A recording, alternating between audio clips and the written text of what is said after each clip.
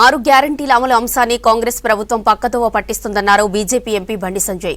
తెల్ల రేషన్ కార్డున్నా కూడా 500కు గ్యాస్ సిలిండర్లు, 200 యూనిట్ల ఉచిత విద్యుత్ అమల్లో కోత పెడుతుందని ఆరోపించారు.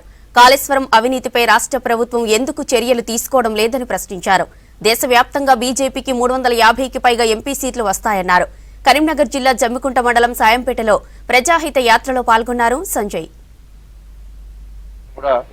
కాంగ్రెస్ పార్టీ హామీ ఇచ్చింది కాబట్టి వాటిని 100 రోజుల లోపల అమలు చేసిన బాధ్యత ఆ పార్టీ మీద ఉంది. 500 రూపాయలకే గ్యాస్ ఇచ్చి ఆ గ్యాస్ కూడా మూడదాకా రేషన్ కార్డులే ఇవ్వలే కాంగ్రెస్ పార్టీ. అంతకుముందు కాంగ్రెస్ పార్టీ తిట్టి మేము తిట్టినాము. ఏమని దాదాపు 10 లక్షల మంది రేషన్ కార్డు కోసం దరఖాస్తు చేసుకున్నారు.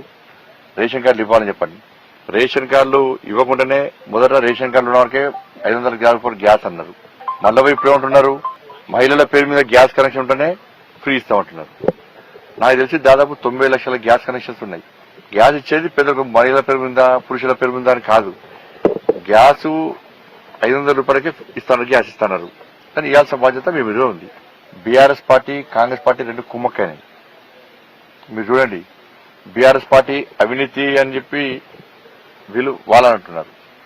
వీళ్ళ విషయంలో కూడా వాళ్ళు కాళేశ్వరం, మేడిగడ్డ అంటే వీళ్ళు పాలమూరు రంగారెడ్డి, కృష్ణా జలాశయం వీళ్ళు అంటున్నారు. కాళేశ్వరంలో అవినీతి జరిగింది వాస్తవం.